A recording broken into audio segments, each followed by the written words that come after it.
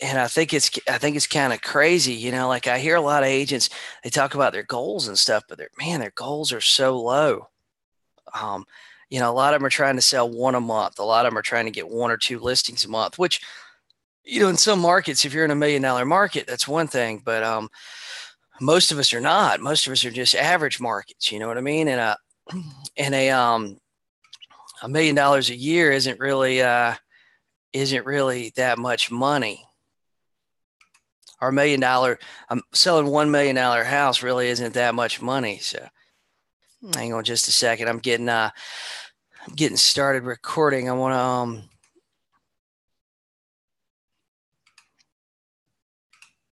here we go. Cool. That way I can upload it to YouTube later. So guys, why do you need to be successful selling real estate?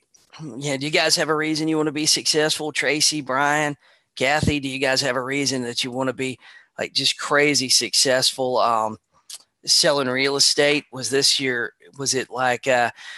dream of yours? Was it something that your significant other decided you should do? Is it something that you liked watching HGTV and hey, it made sense? What made you decide like, hey, I'm ready to get involved in selling real estate. I'm ready to do it. Um, I'm tired of whatever I was doing before. What made you decide to do that? I mean, I'll tell you my story. My story is I graduated college. I went to Winthrop University, and my dad was a general contractor, and I was getting in that last year of college, and I was trying to figure out like what did I want to do because I got a degree in integrated marketing communications, and most of my friends were getting out of college, and they're making like 25, $30,000 a year. I mean, this was 2003, 2004, making 20, 25, $30,000 a year. um, I'd been working at Sears. I was selling like lawnmowers and treadmills and things like that, and I was making five, six, $700 a week with like no problems at all. And anyway, I just felt like 25, $30,000 with a year just wasn't that much money. I didn't feel like it was much money at all. And I feel like a lot of agents are getting in the real estate business, and they got these same ideas. They got these same goals that are, hey, I want to sell one a month. My average price point, my market's $100,000. I got some stats here I want to read to you guys. I think this wow, these are for 2016. I'll tell you, I got these from Grant Cardone, but I was watching something that he was talking about, and I was like, man, that's so crazy. But it said 76% of Americans are living paycheck to paycheck. I find that like wild. Like honestly, I haven't lived paycheck to paycheck. I don't know if like since I was in college. I think some of it's been I think some of it's been goals, some of it's been my just going out there and busting my butt and working really, really hard. And I mean, I'll tell you one of the things that I think we all have like these certain fears, and one of my fears um about being successful and getting out there and working really hard was, we all know that kid that we all know that guy, and I mean, even as adults, it doesn't even have to be, when we're younger. But we all know that guy that, hey, everybody's been planning, to go to dinner or go to a concert or whatever it is, this weekend, and it comes time to go. It's Friday, it's time to go, and they come up to you and they basically go, hey, I'm sorry, I don't have the money right now, and so they can't go. They don't have the money to go eat dinner. They don't have an extra $50. They don't have an extra $100 or whatever it costs. But I thought this one was crazy too. 60% of Americans have less than $1,000 in their savings account. And I can tell you guys this: when Larry Lee and me, we were building some funnels for some agents, and I've been working with Financial Education Services, the credit repair program, for quite a while. And I can tell you this: if you go on Facebook Marketplace and you start marketing, 100% programs versus like $1 million homes, you won't get any response on them. Really, honestly, even 250, $300,000 homes, you won't hardly get any response on. But if you start marketing homes or individual properties, if you put ads out there like, hey, I've got 2 properties that are approved for this 100% program, 100% financing program. All you need is $1,000 down and payments under $1,000 a month. And of course, you might have to change that up a little bit for your money, for your market. But man, you'll get blown up with that. You'll get blown up with that sort of stuff. It's kind of crazy. And another question. Hey, Frankie. Hey, Crystal. Hey, James. Hey, Matthew. What's going on, man? But you know, I think this is crazy too. Like, I know for me, I'm only 37, but I think about I tell Laura all the time, like I'm ready. I think about retiring, Yeah, all of it. And I think all of us do that. We have that bad day and we go, oh man, shit, I'm ready to quit work and I just want to lay on the couch and watch TV. But what's crazy, these statistics are only a couple, year and a half old. It said 65% of those 65 and older have less than $25,000 in retirement. I wonder what that number is for real estate agents, because there's a big gap. I mean, there's some real estate agents out there there's some agents making some insane money. There's some agents that are in small markets that have been really smart with their money, like buying rentals, investing and stuff like that. They made a ton of money. Are any of you guys doing that sort of stuff? Hey, Lori, good morning. Good morning. So are any of you guys doing that sort of stuff where you're going out there and yeah, you're not making a lot of money, but you're looking for things that, hey, maybe you can make a little bit extra money on, things like that? Or, what are you guys doing? And this isn't an EXP question by no means, but what are you guys doing? Like, what are agents really doing for retirement? You know what I mean? Because I mean, a lot of real estate agents, a lot of us don't have 401ks. A lot of us don't have, big savings accounts. I mean, honestly, most of the agents I interact with on daily or weekly basis, God, a lot of them are like, hey, I got to have this to close so I can pay my light bill later in the month. You know what I mean? And guys, that was one of the reasons why, like, I started group coaching. I've been very successful being a real estate agent, very successful being just an individual real estate agent. And I started coaching, or started training real estate agents, creating YouTube videos and things like that. And one of the big reasons I did was because I thought it was kind of I thought a lot of the office training out there was kind of shitty. I'd been at several offices. I'd been in 3 major franchises, and I kind of looked around at what do they have and what are they really offering agents and that sort of thing. And it really, honestly, it kind of sucked. And I was going online talking about like stuff I was doing and that was working for me. That was really easy. And next thing I know, I started building a following and I started having agents going, oh man, why, this has helped me. This has changed my business. This has changed my life, things like that. And it was kind of like a light bulb went off. It was like, wait a second, this isn't just in my market where there's a lot of like bad training and stuff. This is like all over the country. A lot of offices out there, they're not concerned with making one individual agent successful. They're going, hey, we'll recruit 100 agents and damn, somebody's got to sell something. And I think over the 14 years I've been in the business, one of the things I've seen is I've seen reduced services to agents. And I know that a lot of us think, oh man, my office offers all this stuff. But I think overall in the industry, I think the level of services offices are offering their agents, I think, is going down. I think about when I first started selling real estate, like all the things that I think about all the things that some of the major franchises offered, and they offered them for free. And now that same sort of training they're offering is costs a lot of money. So I thought this was an interesting statistic. 21% of all Americans have no savings account at all, which I think that's unreal too. that people are out there and they literally have less than $1,000. 62% have less than $1,000 in their savings. 21% have don't even have an account with money in it. 43%. I mean, damn, that's almost half of Americans spend more money than they earn. So I guess what they're doing, I don't really understand that. If some of you guys can explain that to me, that'd be fantastic. So like, how exactly are you spending more money than you earn? Are they counting like money that you borrowed?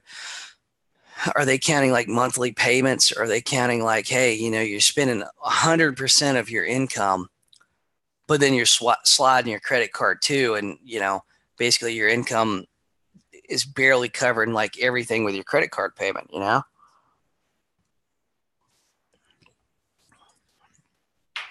I think that's wild.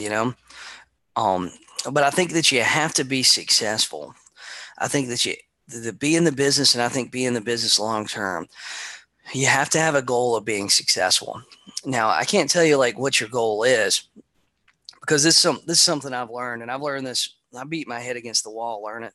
Like to wrap my head around this whole thing.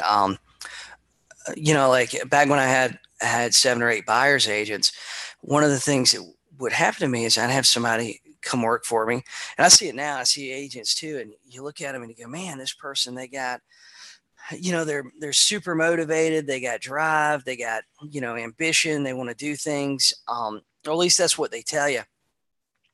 Or you go like, man, they're from the area, their mom and their dad does this or that, and they're really well known. Like, man, they should be crushing it in their real estate business. But what I've had to learn, and I even see this in my group coaching, I see it in real estate agents that really work, I see it everywhere now, but I cannot instill a desire to you in you. Like Harvey, Dell, I can't go out and say, hey, Kevin, I'm going to instill the desire to you to sell 100 homes a year, right? I can't make you go out there and sell 100 homes a year, because I can't instill desire in you, right? So like 80%, well, like we'll start backwards. Like 5% of the real estate industry really wants to make a lot of money. Do the thumbs up if you feel like you're in that 5%. I feel like 5% of the real estate industry wants to make a lot of money. Okay. Um, and what I mean by a lot of money is $25,000 or more a month, right? The amount that wants to make like $50,000 and $100,000 a month, that really want to do it and they're really willing to do what it takes. I mean, God, it's probably a fraction of a percent, but like less than 5% want to make a lot of money, like $25,000 a month or more. Okay, 15% of the industry, they just want to pay their bills, like they want to make like $3,000 to $5,000 a month, pay their bills, live a normal life, maybe they can go out to dinner every now and then, but $3,000 to $5,000 a month and they're happy. The other 80% of the real estate business, which is this is really sad, is happy just doing an occasional deal. Some of that 80%, they don't even have to do an occasional deal. So some of them haven't done a deal in the last year, right? Some of them are just happy being part of the group. Some of them are happy wearing the t-shirt. Some of them are happy going to Red Day. Some of them are happy, being able to, have an excuse to go to open houses on Thursdays and get free lunch. You know what I mean? And there's a lot of agents out there that are willing to do that. I mean, think about it like this. Like, man, look at your association, and most associations, they offer some good training, but look at it. Look at the association training list where you see like a really pretty exciting topic. But then go to that class, but then go to the open house happy hour that has, wine and a decent finger food buffet. You know what I mean? And see what the difference is in attendance. Is wild, As real estate agents, I believe the majority would rather go to an open house, an open house with a good lunch menu than go to a really solid training course being offered by their association. And I think that's how it is. Hey, Matthew, what's been going on, man? We hadn't talked in a while. Hey, Steve, how's it going, man? But I see that like all across I see it all across the industry, you know. So let's see. The next statistic I thought was like really interesting in this was the median income of middle class households has declined for the last 27 years. 27 years straight. Dude, that's right. You know, the free drawings for like $10 Amazon gift cards. You know, in my mind, it's like, dude, it's going to cost me $10 just to drive over there. You know what I mean? I'd rather spend $10 on my own lunch. I'd rather spend $10 on my own lunch and honestly hang around agents that aren't negative, you know? But the median income for middle classes went down for the last 27 years.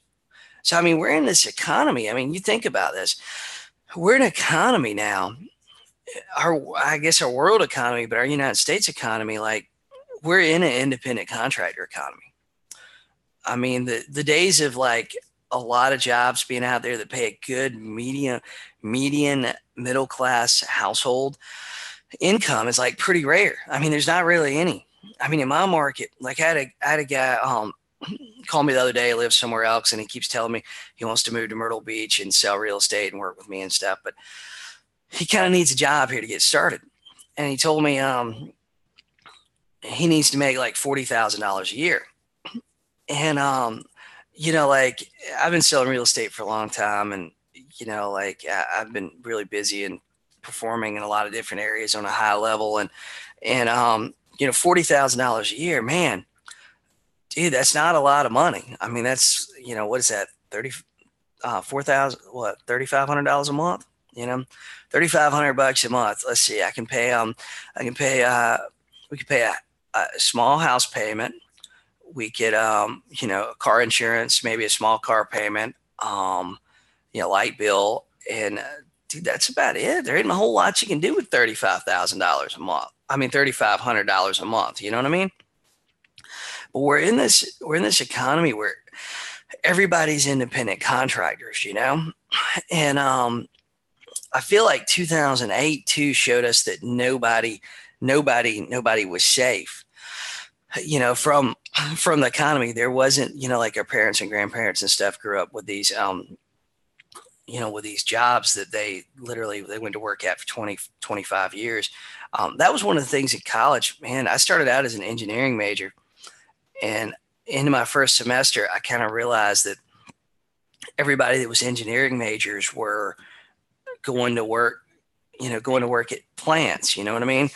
And I had a lot of family that worked in plants for, you know, 20 years, and that just seemed like hell to me, you know? But we learned like back in 2008, like those jobs aren't safe anymore. There are no like safe bets, right? And like in my market, like I was saying a minute ago, the guy was asking me about telling me he needs to make $40,000 a year. In my market, there really are no $40,000 a year jobs, right? I mean, you know, I guess you could be a nurse or a doctor, you know what I mean? But more than likely, if you're making $40,000 or more, you've been in a job for a long time and you struggled through those $10, $12 an hour years, or you're probably doing something that is more entrepreneurial, something that's more sales. Because I mean, if you break that down, 40 grand a year, man, that's a little bit less than $1,000 a week. That's $800 a week. So that's $20 an hour for a 40-hour week. You know what I mean? So I think that a lot of us need to look at this real estate business. A lot of us, you know, a lot of agents are out there struggling and stuff. And I think they need to look at this real estate business as, you know, like, hey, they need to build a mindset, and then, well, they need to really just face the facts that if they go back into the normal corporate world, you know, honestly, what are a lot of them going to do? You know what I mean? I mean, there's not a lot of, in most markets across the country, there's not a lot of $20 an hour jobs. You know what I mean? So I thought this was an interesting thing too. 51% of all American workers make less than $30,000 a year. Um, I mean, that's a statistic that I feel like's insane. You know what I mean? So more than likely, there's a 50-50 chance if you're a brand new agent and real estate doesn't work out, you're going to have to take a job making less than $30,000 a year. That seems like just a really, really scary reality, especially for new agents coming in. And I mean, this is another reason why, like, you got to have a schedule. You got to treat this as a job. You have to go out there and you have to do daily income producing activities. You got to prospect. You got you, you just got to. You got to go meet with buyers. You got to meet with sellers. You got to build a listing heavy business if you want a business that's not going to run you crazy. You know what I mean? You just got to do it, and that's the only option that a lot of you guys have. And I thought this was another interesting one. 48% of adults under the age of 30, that's almost half, under the age of 30, believe the American dream is dead.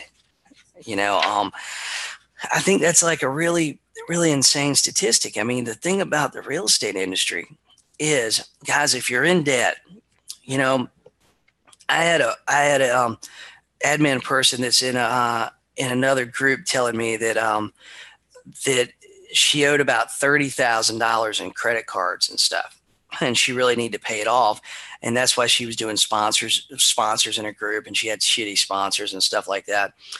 And she was telling me about this, but the thing that she couldn't wrap her head around was that in the real estate business, $30,000 sounds like a lot of money, right? I mean, we just talked about the statistic. 51% of all American workers make less than $30,000 a year.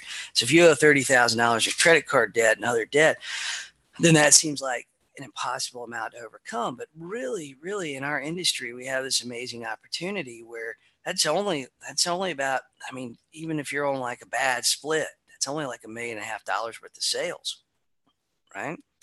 And if you went, I really believe that most agents, most agents are 30 days away, a solid plan plus 30 days away from being in the place they want to be. If you have this idea, this financial dream, this financial idea, I believe that you can work really hard and you can have a solid plan. And in 30 days, you can be on track to reaching that goal and reaching whatever that dream is, right? I think that's very possible. I got agents in my group coaching that literally, some of them set big goals this year, and they're like, literally, they're on track. Hey, Steve, what's going on, man? Hey, Deanna. Hey, say hey and tell me where you're from. Tell me what market you're working in this morning. But yeah, I feel like that's really, really a big deal, you know? So let me ask you guys on Facebook, what do you feel like is holding you back from being successful this morning? What is holding you back from being successful in the real estate business? Is it another job? Is it that you have another job and that you work 10 hours a day? Is it that you work 10 hours a day and you just don't have time? Is that what it is? Is it that, you're on a team and, is it that you're on a team and the team only allows you to work with buyers? Like, I think that's a big disadvantage. I'm kind of negative on being on a team, I mean, I just don't believe it's a good choice for a lot of agents. Kevin, I believe that too. I think a lot of agents, like, the thing that's holding them back today, the thing that's keeping them from being successful in the real estate business, it is their self. And Steve, I think that's right. I think that I think that lots of times we're our biggest obstacle, and I think that sometimes I think sometimes, like, the mental block that we have, that mental hurdle that we have, I mean, here's the thing. We all have problems, right? We all have problems. We all have issues. You guys, I've told you guys about my allergy issues and mold issues and all that crazy shit. But we all have issues. We all have problems. We all have something that we could dwell on. We all have something that we could go, oh yeah, this didn't work out for me. That didn't work out for me. You know what I mean? I mean, I think a lot of times, like I think a lot of our mental problems, I think a lot of the things that are creating the obstacles in ourself is things that our parents taught us. Like I feel like me and Laura, I feel like we've tried to be really, really careful. Like Parker, I mean, she's only 10 months old, but we've talked about like different, just different things, you know what I mean? Like just that that we've seen like growing up, one of the things that at least we have it in the South, but I think that we all have it. I think like 75% of America has a weight problem now. And one of the reasons is I think that all of us went through this thing as a kid where our parents and grandparents kept telling us to eat everything on our plate. You know what I mean? Eat everything on your plate. So now we're adults and we're 30, 40 years old, 50 years old. And we feel like, hey, we got to eat everything on our plate because, that was like drilled into us at literally every single meal growing up. You know what I mean? And, I think one of the other things that we fail to do as a kid, I mean, we even struggle with this as adults and stuff. Even I'm taken back by this sometimes when people ask me. We had some friends, and it was like every time we got together, like I didn't really know them that well. When me and Laura first started dating, they were and I felt like every time that we went and hung out with them, like the husband, which I didn't really know him except for just friendly. We didn't talk outside of like us doing couple things together, and man, I felt like the whole conversation was him asking me how much I made. And honestly, I kind of felt like it was pretty clear, like I probably made more money than them, but I think that a lot of us, are conditioned growing up that we're not supposed to talk about those things. We're not supposed to talk about how much money we made, and now I don't think you should be posting like your 1099s on Facebook and make crazy income claims. But I think that if we got like used to that idea of talking about money or talking about money with our significant other, that it would help out a lot. You know what I mean? Like if you're sitting down there and you're actually discussing what is happening financially and like a financial plan. You know what I mean? And I think that's like a big deal. I think that's something that we me and Laura have done and that we've been doing, that has been, I mean, I think it's really helpful for both of us. I went and looked at this little house yesterday. It was just, I mean, and I'm always looking at houses and always buying shit and selling shit and stuff. And we started talking about, some other markets that like houses are really damn cheap in, and the rental market's like not so bad. Maybe we should be looking at buying those things. But I think that a lot of couples out there, I think one of the, I think most relationship problems are stemming from like some sort of financial aspect, where money's tight, and that just magnifies like other problems. But I think that the biggest problem, or I think, is that a lot of people just, they don't talk about money, and they don't want to talk about money with their significant other. They go home, they go to work, they come home, they deposit their check on Friday or get direct deposit on Friday. And about the only time they talk about money is either when a bill's due and they don't have the money to pay it, or hey honey, did you deposit your check today? You know what I mean? I think that's about it. I think that's about the only time. I'd be like really surprised, like, how many real estate agents out there have made like some sort of budget for their household, for their whatever it is, how many agents out there, new agents included, like what percentage of them have actually went out there and they created a budget, a household budget, and they have goals and daily activities that correspond with that budget? I got a feeling that number is probably like really, really low, because I just don't think that it's being done. I don't think agents want to talk about it either. That's something that I've kind of seen, just with doing my YouTube videos and doing my stuff, like I can make a video about, that's like fantastic. Deanna said that they have a household budget and a payoff plan. We talk about goals and what we want to do and where we want to go. I think that's like really important. Like me and Laura do that same thing too.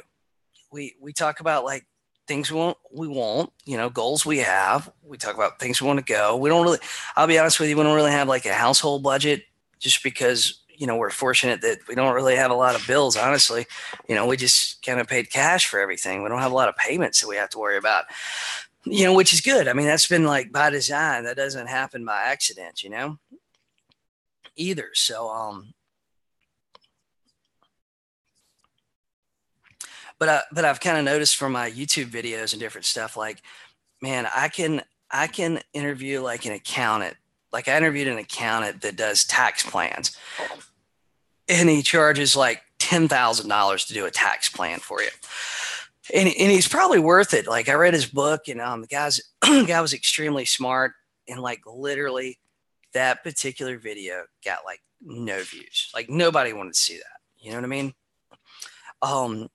But an interview with a brand new agent that listed 5 properties last month, they get 1,000 views like in a couple of days, which is really cool. But sometimes, and I don't know if that's because, I've kind of wondered, is it because like agents really don't care about learning to be more financially successful or financially solvent, or is it just because like most agents, hell, they don't have enough money to worry about managing their money. You know what I mean? So I've kind of Steve, that's right. I have to have money first in order to budget. I think that's like interesting. I think it's really interesting that a lot of offices out there and a lot of agents they're not making enough money to worry about budgeting their money. They're not making enough money to worry about like having to have a tax plan. They're not making enough money to have to worry about, investing in stuff, 401k, retirement. They're just trying to make enough to pay their light bill next month. You know what I mean? I think that's really, really, really an interesting thing. But I believe we're in an industry though where you can have massive success. Hey John, what's going on, man? Hey Bob. We're in an industry where you can have massive, massive success, but you have to have a plan. And I think that you have to be successful. I mean, another one of my thoughts too is like, I look at the average income of real estate agents, and I can't remember the exact number, but it's not a lot. I mean, it's only like 30 grand a year. But you look at that and you go like, even with there not being a whole lot of jobs, but $30,000 a year, like an assistant manager at McDonald's makes $30,000 a year. And I have trouble like wrapping my head around that agents have goals that are like that. I mean, the business is hard. You guys know that. Business is hard. There's a lot of headaches. There's a lot of bullshit stuff that goes on. There's a lot of stuff that, there's a lot of expenses, you know what I mean? And for an agent that has a goal of making like $30,000 a year, it doesn't make a lot of sense. It really, really doesn't make a lot of sense.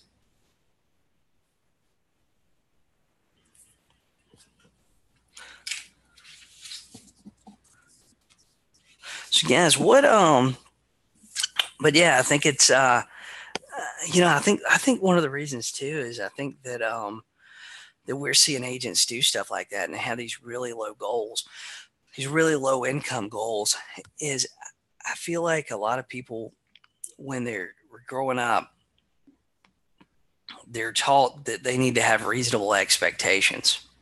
Like I was talking to this guy. He's a good friend of mine. He's down in Florida, and he was telling me that his first year in the real estate business, he said they had the goal setting class, and he said that in the goal setting class, he come up with a goal of to sell $10 million his first year, and he said that the person that was teaching the goal setting class comes up to him. They're sharing their goals in the class, they're writing stuff down. They come up to him and they go, hey, look, I think that you should really, I don't think your goal should be that high. Now, this was the office telling him this. This was a trainer they had in the office telling him, and I mean, he was in a market where the average sales price was like $200,000 a year. I mean, he's a super go-getter.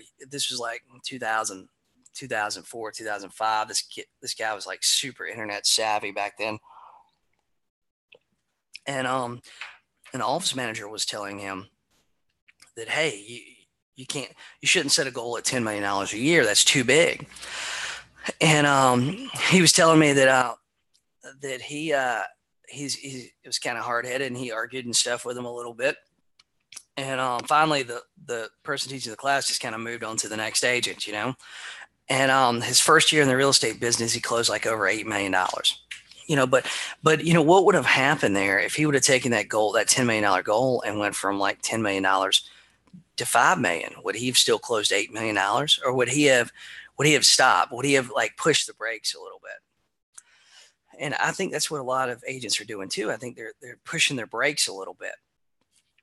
They could do more. I mean, honestly, if you're a full-time agent, what else do you have to do? Other than go out and sell real estate. If this is your primary income and this is your only job, what else do you have to do? Why aren't you going out there and working your ass off 8 hours a day? Why aren't you going out and prospecting 4, 5, 6 hours a day when you don't have anything to do, right?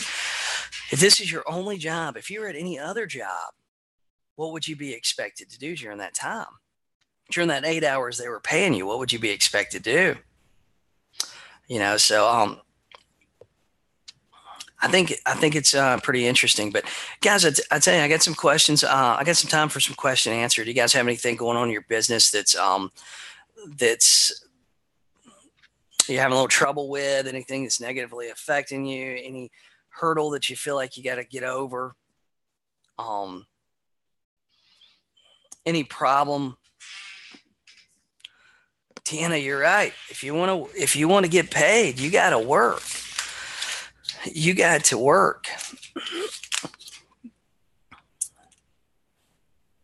And I think there's a lot of agents. I tell you, one of the things I see in my coaching, and I see a lot of agents contacting me, is they're looking for like that. They're looking for like that magic bullet. They're looking for that thing.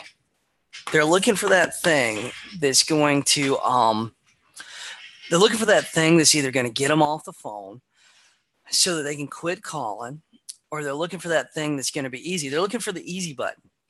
They're looking for the magic bullet. They're looking for that secret magical script or whatever it is that that's going to allow them to list a house or whatever it is.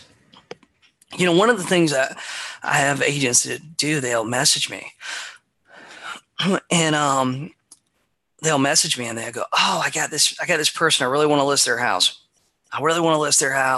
And what can I say to them to make them want to list their house? And it's like, man, you're like literally spending that much time on one prospect. Just follow up with them, call somebody else. You know what I mean? If you're only calling one person a day, and this is something I've tried to tell some people that, dude, if you're only making calls, if you're only calling one person a day, if you're only making 10 calls a day, then it's just not enough. It's just not enough. And it's crazy. Like I had this one agent that told me that that their office manager told them that they wanted to that their goal needed to be like it was really damn low. It was like man, they need to call 10 people a day or 15 people a day. I mean, it was like stupid low. Like, dude, the average person in the United States calls 8 people a day, right? They call 8 people a day. So if you're only calling 10, then you're just barely above average, right?